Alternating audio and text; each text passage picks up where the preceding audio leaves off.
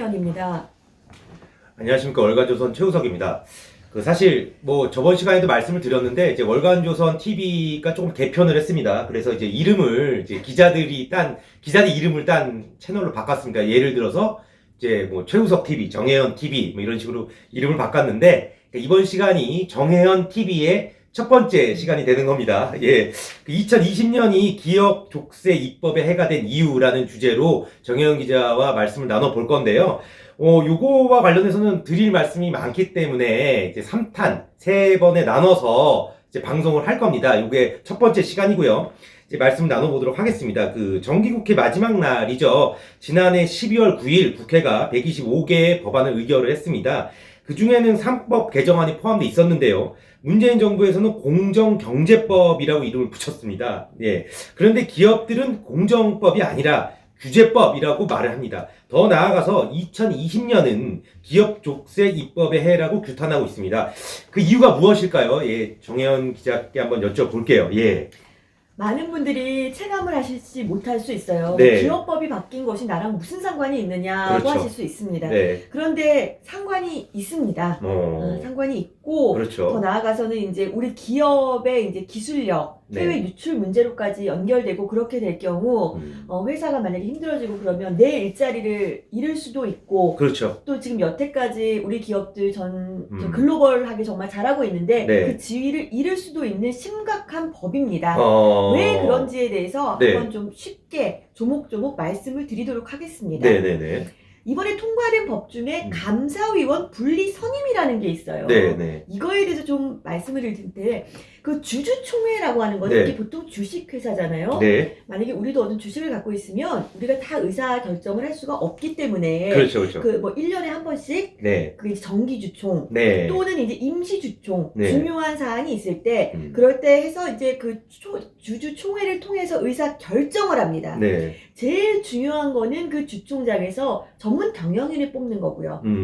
회사를 주식을 갖고 있는 나 대신에 잘 경영해줄 그렇죠. 사람을 뽑아야 하잖아요. 네. 그게 굉장히 중요한 거고 네. 또 그 사람이 잘하는지 못한지를 감시하기 위해서 네. 감사를 뽑아야 되거든요. 아, 그렇죠, 그렇죠. 굉장히 예. 중요한 겁니다. 네, 중요한 자리죠. 그런데 사실 감사라는 게 사실 그 주주총회장에서는 주식 많이 갖고 있는 사람이 그만큼 입김이 세죠. 그렇죠. 의결권이 많죠. 네. 내가 만약에 30%만큼의 주식을 갖고 있으면 네. 그 지분율을 갖고 있으면 30%만큼 의결권을 행사하는 것이고 네, 네.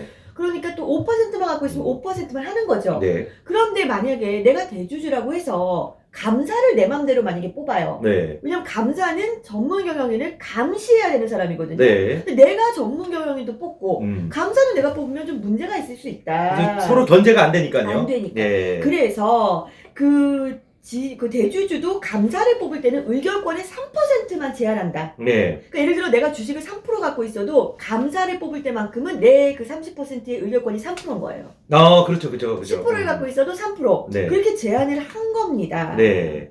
이렇게 되면은 그러니까 대주주가 감사를 선임하기는 사실상 이제 어렵게 된 것이고. 그렇죠. 그렇게 된 거죠. 3%보다 지분율이 높은 다른 주주들도 어쨌든 입김이 적어지는 거 아니겠습니까? 네, 3%로 딱 정해지는 거니까.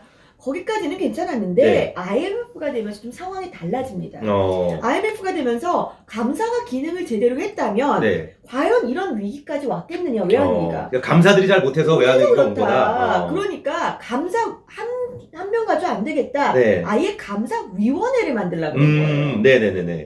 그러니까 감사 이제 그 이사회가 있잖아요. 네. 기업의 최고 의사결정 기관. 네. 거기는 예를 들어서 많은 위원회들이 있죠. 이사회 네. 내에 그렇죠. 사회이사 추천위원회도 있고 무슨 위원회가 있는데 네. 여기다 감사위원회를 아예 만들어라. 네네네. 그래서 위원회 자격으로 그 기업을 감시하라고 한 겁니다. 네. 자, 그러니까 어떻게 됐냐면은 그 감사위원들은 이사회 멤버니까 그렇죠. 당연히 이사죠. 네. 그러니까 여태까지는 주총장에서 이사를 뽑으면 네. 이사를 뽑힌 사람들 중에서 또 감사위원을 뽑는 거예요. 근데 주총장에서 이사를 뽑을 때는 대주주 3% 룰 이런 게 없잖아요. 없죠. 그 대주주가 어쨌거나 만약에 이사를 뽑으면 네. 그 의결권에 따라서 그 중에서 감사위원을 뽑고 네. 이렇게 했는데 네네네. 이제 문제는 이번에 이거를 따로 뽑아라. 이게 그렇죠. 뭔 소리냐면 네네. 지배주주는 감사위원을 뽑을 때 네. 3% 룰을 적용하는 거예요. 이게 감사와 감사위원이 다릅니다. 그리고 저 네. 위원은 엄연히 이사예요. 이사. 예. 이사예요. 근데 그 사람을 뽑을 때도 이제 니네 3%만 해 이런 그러니까 거죠. 이사를 뽑을 때도 대주주의 그러니- 영향력을 약화시킨 거네요. 그렇죠. 예. 그렇게 된 거죠. 음. 그러니까 당연히 3% 룰이 되니까 네. 대주주는 감사위원을 뽑을 수가 없겠죠. 그러니까 한마디로 이제 대주주가 감사위원을 아직 뽑게 못하게 해버린 건데, 그렇죠. 못하게 한 거죠. 대주주가 감사위원을 못 뽑게 되면은 이제 좀 문제가 있는 건가요? 아니요, 사실은 네. 만약에 감사의 역할이 네. 감사위원회 역할이 감사만 한다면 음. 사실 크게 문제될 건 그렇죠, 없습니다. 그렇죠. 예. 근데 이제 정부가 얘기한 건 뭐냐면 네. 이렇게 된 이유는 대주주의 영향력을 줄이고 네. 대신에 많은 소액주주들이 있잖아요. 네. 그 사람들이 입김을 확실하게 해서 네. 그 사람들이 회사의 경영 같은 것을 이렇게 견제토록 하겠다. 네네네. 그렇기 때문에 공정경제법이라고 이름을 붙인 거예요. 네네네. 그런데 문제는 쉽게 말해서 최준선 성균관대 법학대학원 명예교수가 이 부분을 많이 연구를 하셨는데 네네네. 자, 만약에 이렇게 여쭤볼게요. 감사와 감사위원이 다르다 그랬잖아요. 그렇죠, 그렇죠. 감사위원은 엄연히 이사예요. 네. 만약에 그러면 국회에 법사위원회가 있어요. 네, 네. 그러면 이 법사위원은 위원입니까? 국회의원입니까? 사안에 따라 다르겠네요. 사안에 그렇죠. 따라서. 예. 그러니까 평소에는 국회의원이고 그렇죠. 법사위 활동을 할 때는 법사위원이죠. 그렇죠. 예, 맞죠. 자, 그런데 문제는 지금 이렇게 따로 뽑자는 건 무슨 소리냐면 한마디로 쉽게 말해서 국회의원 뽑고 네.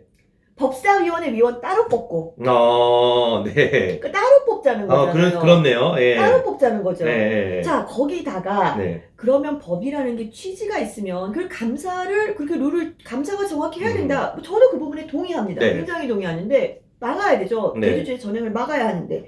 자, 이게 다 기본적으로 이걸 한다는 게 차라리 소액주주 대기업 네. 저 사람들 아주 나쁜 놈들이어서 네. 쟤들 아주 그냥 힘을 꺾어버려야 돼. 이렇게 네. 차라리 대놓고 했으면 모르겠는데 네.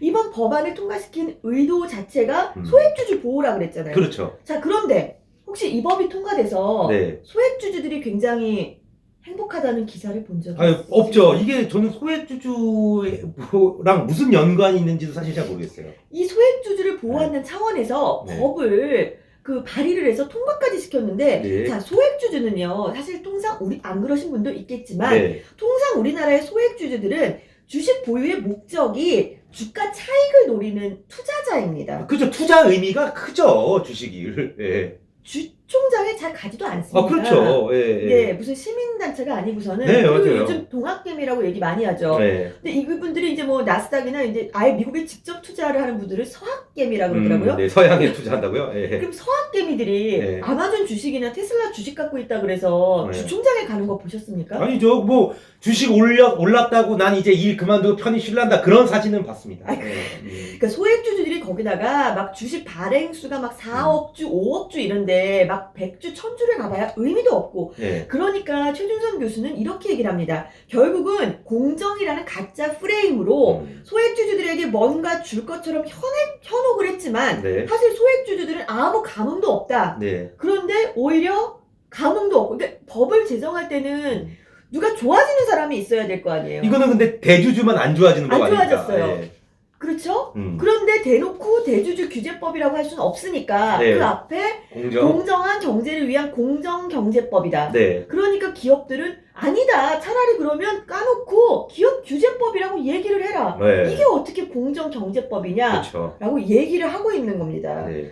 그런데 참 아이러니하게도 이것으로 혜택을 본 사람이 있습니다. 아, 그렇습니까? 네. 그 부분은 이제 그러니까 보면은 저희가 아까 초반에 서두에 말씀 올렸듯이 이거를 3번에 나눠서 방송을 할 건데요. 지금 이제 정의연 기자가 말씀해 주신 이 법으로 인해서 이득을 본 자들의 정책에 대해서는 다음 시간에 이제 또 말씀을 해 드리도록 하겠습니다.